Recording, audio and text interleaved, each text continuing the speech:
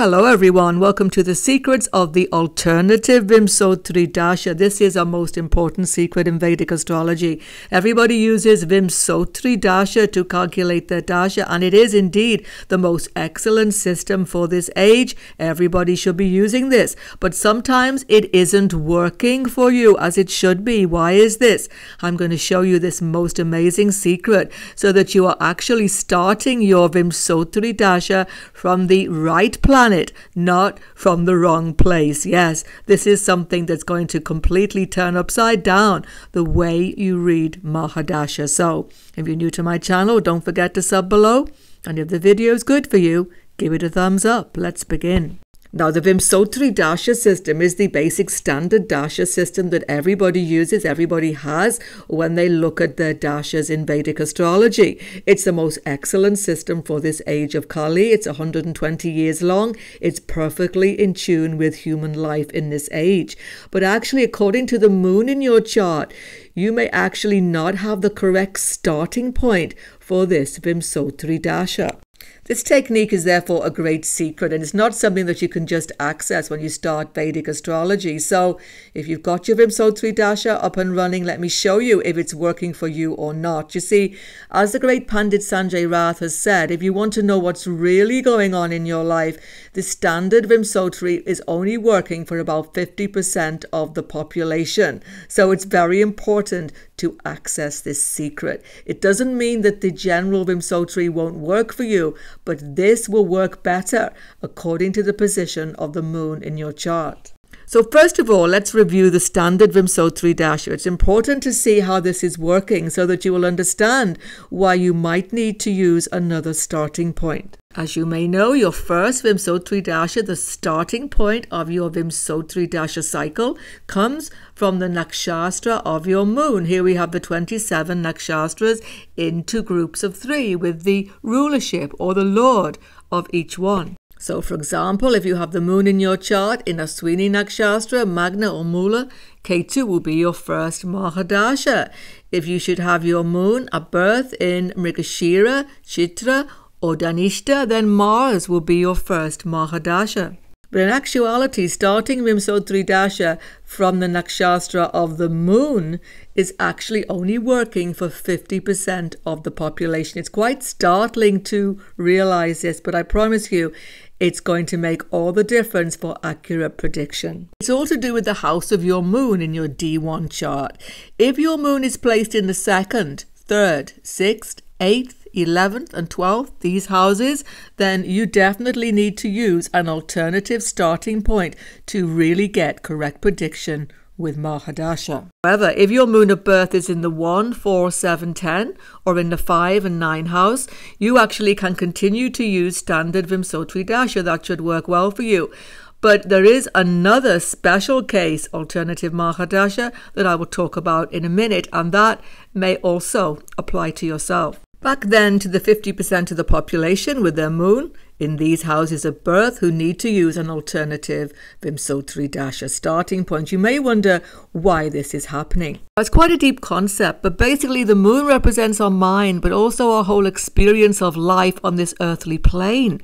So when your moon in your birth chart is placed in these central houses marked in white here, in the Kendra 1, 4, 7, 10 or the 5 and 9, you're actually more in tune with this earthly experience. It doesn't mean that you've not got problems in your life. It simply means that you deal with this earthly existence more full on. That is not so much an issue for you. However, experience of life on earth is very different for those who have the moon of birth in these peripheral houses marked here. So when the moon is in these houses, it's like you're actually slightly out of tune with this earthly reality. You're not quite in touch with it, basically. Now, this doesn't mean that you've got mental health problems, psychosis, or anything like that. But these house positions of the moon do indicate that even your whole concept of time is slightly outside of the normative experience. You're just living in a slightly alternate reality. Basically, you're looking at life through a different lens. And because of that, You need to start Mahadasha from an alternative perspective, from a completely different star. So, if the moon in your birth chart is placed in the 2nd and 6th house, you need to use the Shema Vimshottari. That means that your Mahadasha cycle in your life will start from the 4th star from your birth nakshastra, not from the moon nakshastra itself. A quick example, say your moon is in Ashwini nakshastra but in the 2nd or 6th house. You need to count 4 stars away. Ashwini becomes the 1st star. So 1, 2, 3, 4. We come to Rohini, ruled by the moon. Therefore, the moon is your first Mahadasha, not Ketu. If your moon of birth is in the 3rd house or the 11th house of your chart, you need to start from the Utpana Mahadasha, the 5th star from your birth nakshastra. Once again, let's take an example that your moon is in Ashwini but in the 3rd or 11th house. You have to count 1, 2, 3, 4, 5 nakshastras or stars away. We come to Mrigashira. Mrigashira is ruled by Mars. So your first Mahadasha is Mars. Once again, it's not Ketu. Finally, if your birth moon is in the 8th and 12th house, you need to start from the Adana, basically the 8th star from the birth nakshastra. So in this case, taking Ashwini as an example nakshastra, you would count 8 away and you would come to Pushami nakshastra. So your first Mahadasha would actually be Shani, Saturn, and not Ketu. But there is one very special case, and that is if the Atma Karaka in your chart happens to be the lord of your moon sign. In that case, you start your Mahadasha from that planet. Now, this rule applies regardless of the house of your moon of birth. Let's have an example. Say you've got the moon in Aries at birth. Mars is the lord of Aries, obviously. And let's say that your Atma Karaka, highest degree planet, happens to be Mars as well. In that case, you need to start Mahadasha from Mars. Your first Mahadasha must start from the degree of Mars. I'm going to show you how to look that up in software later on in the video. Now, for accurate calculation of Mahadasha, there is a mathematical formula to find how far into that first planet Mahadasha you've gone. We're not going to go there. Most people prefer to use software. I believe that Jagannath Hora, which is free, actually has the way to look up all of these alternate Mahadashas if they apply to you. You can also use Shri Jyotish Star, but that's quite expensive. On this video, I'm going to use Deva Guru website. I'm going to link below to that, and that is actually available on all types of devices. By the way, it's also free for 16 days, so it's more than enough time to get all the information you could possibly need on your alternate Mahadasha. The question is always asked though, can you still use Standard Vimshottari if you should be using mostly one of these alternate starting points? And the answer is yes, you can. But I have honestly seen, and different astrologers say different things, personally I have seen that it's health. You can see health definitely from the standard moon Vimshottari Dasha. Why? Because moon is our body and our health. But everything else I've seen, including wealth, everything can be seen from the alternative starting point if you should need that. So you don't need to completely dump standard Vimshottari Dasha, but believe me, knowing of this alternative starting point for your life Mahadashas will make the most amazing difference. As Pandit Sanjay Rath said, you will see what's really going on in your life. Let's look at some example charts, everyone, to put it all together, starting with Boris Johnson, UK Prime Minister, currently in a crisis situation, followed by Amy Winehouse, singer who had a tragic death, and finally Anastasia Romanov, the daughter of the Tsar Tsarina of Russia, who was brutally murdered in 1918 by the Communist Party. So here is Boris Johnson, UK Prime Minister. As you can see, his moon in his D1 chart is in the 2nd house. He needs an alternate Mahadasha. I've got the standard Vimshottari here, starting from his moon nakshastra Swati. But we're going to have to change that. So we're on Deva Guru. You just simply have to go to this configuration. And then by switching here, starting from, we can actually change things.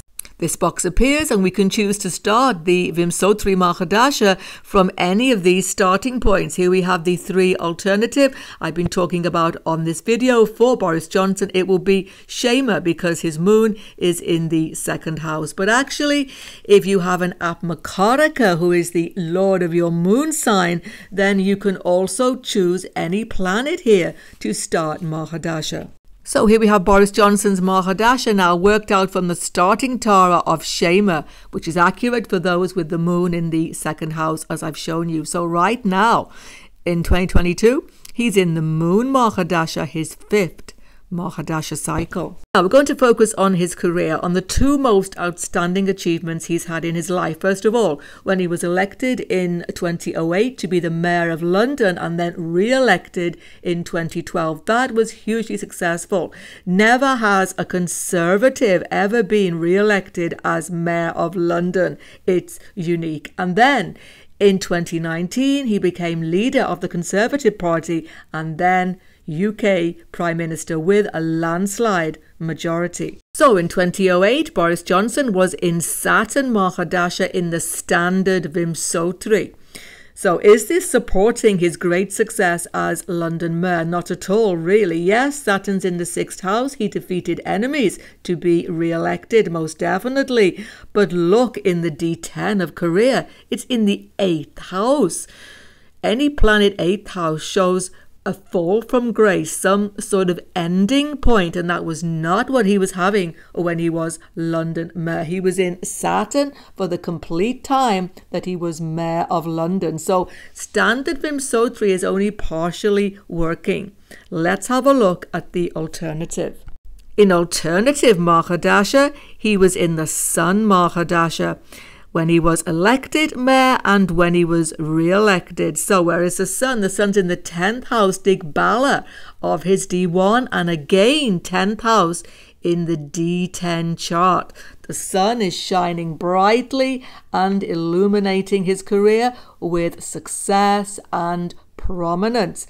The alternative Mahadasha works far better, as you can see. Now, it's very important to always judge Mahadasha by the sequence. Was it your 2nd, 3rd, 4th, 5th Mahadasha? Which one is it? If you're not sure about that calculation, please check the link below.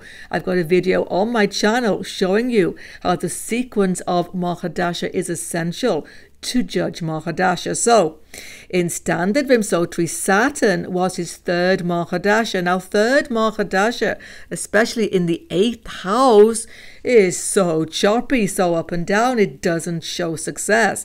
But the sun, as you can see, is the 4th Mahadasha, which shows stability. Very much what was happening when he was successful as the Mayor of London. Once again, alternative Mahadasha wins the case, I would say. Now, what about 2019 when Boris Johnson became Prime Minister? At that time, he was in Mercury Mahadasha by the standard system, Lord of his chart, and in the 9th house. Now, 9th house is not a strong position for Mercury at all. It doesn't do too well in this house. And actually, in the D10, it's in a more strange position. It's in the 12th house, showing secret enemies and great difficulty, even though strong by sign. Now, it's true that he has had since then many secret enemies, well, not so secret maybe, and many struggles. But when we look at the alternative Mahadasha, far more things fall into place. In the alternative Vimshottari, he was in Moon Mahadasha in 2019, and he's still there when he attained this great success.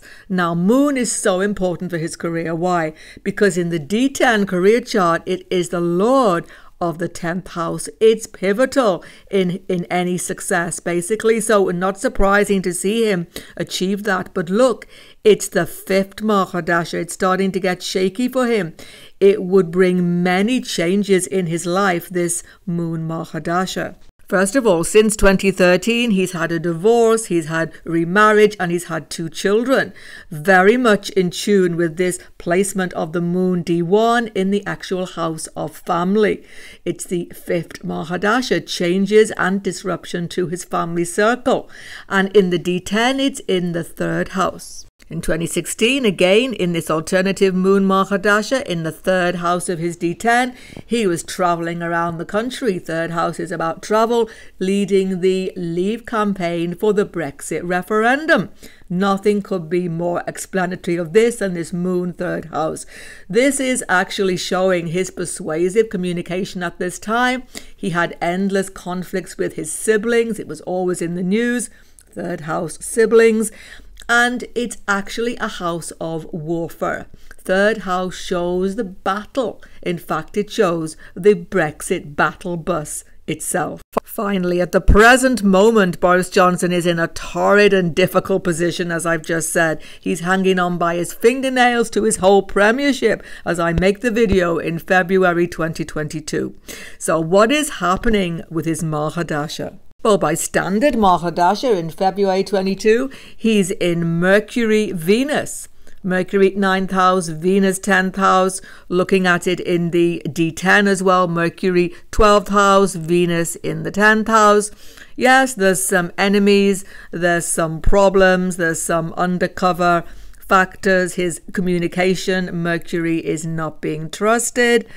None of that explains anything really like the alternative Mahadasha of the moon. He's currently running in the alternative system Moon-Venus Mahadasha. Moon in the third house and Venus 8 houses away. Venus Lord of the D10 career, Moon Lord of the 10th house. Nothing could show a crisis more than this 8th position of the Bhukti Lord. And it continues on because the Sun is the next Bhukti. Moon Sun is also the very precarious 8th house position. So it's clearly showing a ginormous crisis, which is not shown from the standard Mahadasha. And finally, we must remember that in any Mahadasha, transits to the Mahadasha Lord are absolutely essential to see. From the moon in his D1, we see that Saturn has been transiting for some time in the 4th house. The 4th house transit from the moon of Shani is known as Shani Daya. It's just like a sort of Sadi Sati. It's been going on for about 2 years or so. It's been causing him enormous stress in his home life, enormous upheaval, family life, of course. He got divorced, etc. But mainly it's affecting the whole number 10 situation, whether he's just lost so many advisors, everybody's resigning, so much crisis and upheaval. It's absolutely, basically a torrid situation. He is having a dreadful Shani Daya, and basically he's having it so badly, I believe, because he's in the moon Mahadasha. So more than enough evidence to see then that it's the alternative Mahadasha which needs to be used for Boris Johnson with his natal moon. And just one final thing, the moon Mahadasha is also a very difficult dasha for Virgo Lagna. Why is this? Because Mercury considers the moon to be his arch enemy. So he's struggling, he's on the precipice, and we can see it all from the alternative Mahadasha. Have a look at Amy Winehouse now, a very famous singer with a most incredible voice who died sadly of an overdose in 2011. She was very young. Now here's the thing. We're going to use the alternative Mahadasha to see how it clearly shows what's going on, because death is such a major thing. It has to show clearly. Let me just remind you, showing death in a chart is not just shown by Vimshottari Dasha. We have to look at transits and different factors. But this is very clear how the alternative is working better. Look, her moon is in the 8th house. She needs to use the Adana Mahadasha. That would have put her in Ketu Mahadasha in 2011 when she died. Let's look at Amy's Ketu in her chart. Ketu is the lord of the 7th house. 7th house is Marika house along with 2nd house. So Scorpio, co-lord Ketu, Marika lord is in the actual Marika house, 7th house. And she was in Ketu Mahadasha when she died. What about D10? It's in the 8th house. In this D10, always everybody's D10, 8th house is retirement, end of career. Ketu was the end of her career. It couldn't really be more simple than that. Now, when she died in standard Vimshottari, she was in Sun Mahadasha. Sun is in Leo in the 4th house, very strong by sign but not by house.